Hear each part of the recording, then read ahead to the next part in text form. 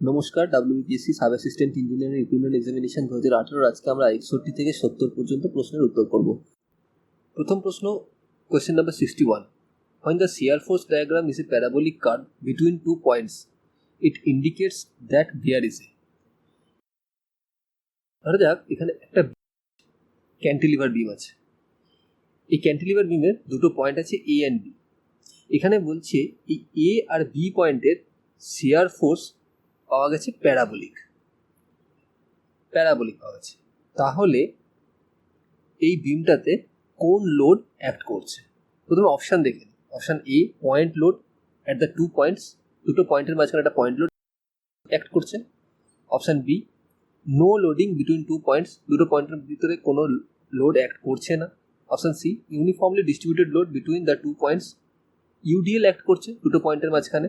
Option D, uniformly varying load between the 2 points, দুটো পয়েন্টের মাঝখানে ইউভিএল অ্যাক্ট করছে। তাহলে এখানে সঠিক উত্তর হবে অপশান বি, ইউভিএল। যখন দুটো পয়েন্টের মাঝখানে শিয়ার ফোর্স প্যারাবোলিক পাওয়া যায়, সেক্ষেত্রে সে দুটো পয়েন্টের মাঝখানে ইউভিএল অ্যাক্ট করে। যদি পয়েন্ট লোড অ্যাক্ট করতো তাহলে সেক্ষেত্রে স্ট্রেট লাইন পাওয়া যেত, অ্যাজ এ রেক্ট্যাঙ্গেল পাওয়া যেত। যদি ইউডিএল অ্যাক্ট করতো তাহলেও স্ট্রেট লাইন পাওয়া যেত, বাট এর শেপটা হতো ট্রায়াঙ্গেল। যেহেতু এর মধ্যে ইউভিএল অ্যাক্ট করছে, তাই জন্য এর শেপটা হবে প্যারাবোলিক। তাহলে এখানে সঠিক উত্তর হবে option D, uniformly varying load between the 2 points. Question number 62.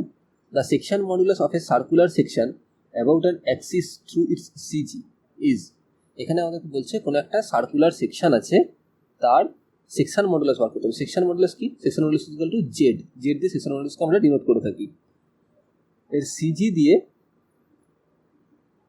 যে অ্যাক্সিস গেছে তার সেকশন মডুলাস বার করতে হবে একটা সার্কুলার সেকশনের। তাহলে জেড এর মান কি হয়? Z is equal to I by Y. I কি? মোমেন্ট অফ ইনার্সিয়া, আর ওয়াই কি? Distance between the top fibre to the neutral axis. তাহলে এখানে আই এর মান কি হবে? একটা সার্কুলার সেকশনের আই এর মান কি হয়? I is equal to pi d4 by 64, আর ওয়াই কি? Y is equal to D by 2, depth by 2 বা ডায়ামিটার বাই 2। তাহলে জেড এর মান কত আসবে? জেড এর মান আসবে পাই ডি কিউ বাই 32। তাহলে অপশন দেখে নিন। Option A, pi D square by 4। Option B, pi D square by 16। Option C, pi D cube by 16। Option D, pi D cube by 32। এখানে সঠিক উত্তর option D, pi D cube by 32। Next প্রশ্ন, question number 63. When a cantilever beam is loaded at its free end, the maximum compressive stress shall develop at. এখানে কি বলছে? কোনো একটা cantilever বিম আছে, তার ফ্রি এন্ডে একটা লোড আছে, তাহলে এর ম্যাক্সিমাম কম্প্রেসিভ স্ট্রেস এই বিমের কোন পোর্শনে ডেভেলপ করবে? প্রথম অপশান দেখিনি। Option A, bottom fibre. Option B, top fibre. Option C, neutral axis. Option D, centre of gravity. কোনো একটা ক্যান্টিলিভার বিমের এন্ডে যদি একটা লোড লাগানো হয়, তাহলে তার কম্প্রেসিভ স্ট্রেস সেই বিমের বটমে ডেভেলপ করে, আর টেনসাইল স্ট্রেস টপে ডেভেলপ করে। এই জন্যেই কোনো ক্যান্টিলিভার বিমের টপে রড দেওয়া হয়, টপ ফাইবারে রড দেওয়া হয়, বটম ফাইবারে দেওয়া হয় না, টপ ফাইবারে দেওয়া হয়। তাহলে এখানে সঠিক উত্তর option A, bottom fibre. Compressive stress bottom ফাইবারে অকার হবে, আর টেনসাইল স্ট্রেস টপ ফাইবারে অকার হয়। নেক্সট প্রশ্ন, question number 64. Two beams, one of circular section and the other of square section, have equal areas of cross sections when these beams are subjected to bending. দুটো বিম আছে, একটা square আর একটা হচ্ছে circular. এখন এদের দুজনের এরিয়া সমান। এর এরিয়া যদি এ হয়, তাহলে এর এরিয়াও এ হবে, এটা সমান। এবারে যদি এদের মধ্যে সেম বেন্ডিং মোমেন্ট অ্যাক্ট করা হয়,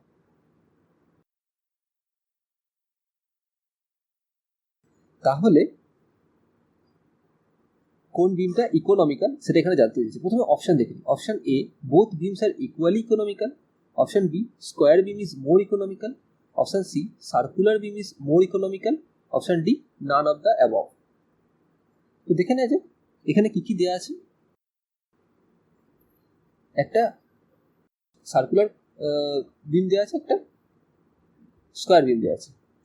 স্কোয়ার বিমের একটা বাহুর মান হচ্ছে বি, আমরা ধরে নিচ্ছি এটা, আর সার্কুলারের ডায়ামিটার হচ্ছে D. Area of the square কি? বি স্কোয়ার, আর area of the circle pi D square by 4। এখানে কি দেওয়া আছে প্রশ্নে? B square is equal to pi D square by 4, এটা দেওয়া আছে। তাহলে বি এর মান কত হবে? Root over of pi D divide by 2। আমরা বেন্ডিং ইকুয়েশন জানি। What is bending equation? M by I is equal to sigma by Y is equal to E by R, এটা আমরা জানি। তাহলে আমরা প্রথমে স্কোয়ারের ক্ষেত্রে সিগমা দেখব বা বেন্ডিং স্ট্রেস দেখব। সেখানে আমরা কি লিখতে পারি? Sigma of square is equal to M into Y square divide by I square, যেখানে I moment of inertia, Y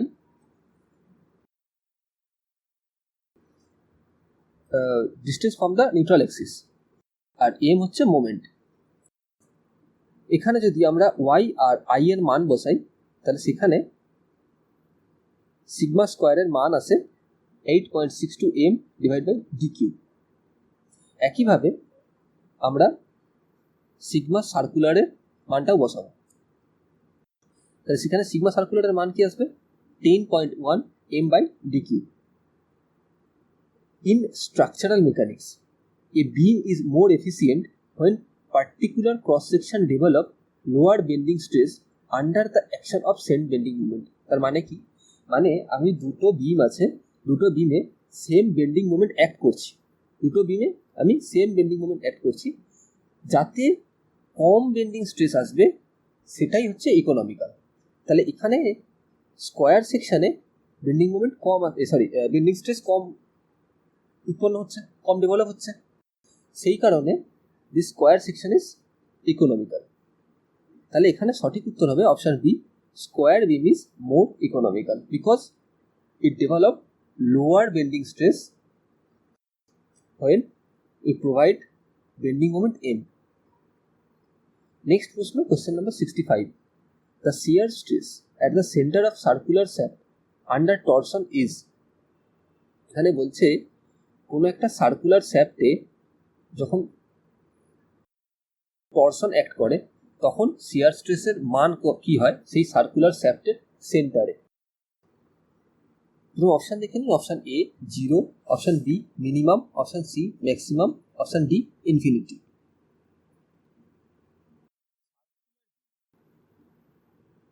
এটা ধরা যাক এটা একটা সার্কুলার শ্যাফট, এতে যদি টরশন অ্যাক্ট করে তাহলে সেক্ষেত্রে শিয়ার স্ট্রেসের ডিস্ট্রিবিউশন কীরকম হয়?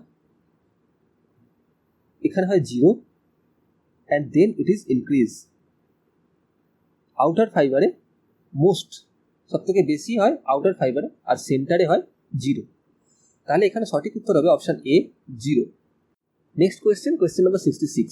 With increase in W C ratio in a concrete mix, এখানে বলছে যে যদি কোনো একটা কংক্রিট মিক্সের ওয়াটার সিমেন্ট রেশিওকে ইনক্রিজ করা হয় তাহলে সেক্ষেত্রে প্রথমে অপশান দেখে নিই। Option A strength decrease and workability increase, strength decrease করবে, ওয়ার্কেবিলিটি ইনক্রিজ করবে।